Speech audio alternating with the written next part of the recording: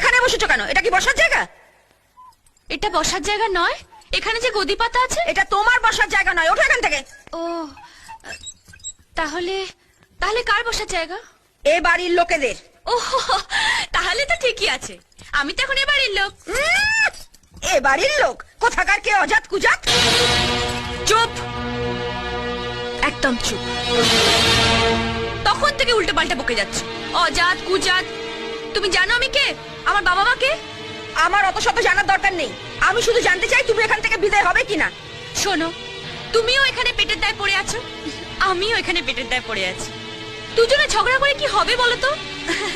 এসো দুজনে একসঙ্গে দোল খাই। ধ্যাৎ, মেরে তোমার মুখ ভেঙে দেবো আমি, হতচ্ছাড়ি ভেঙে।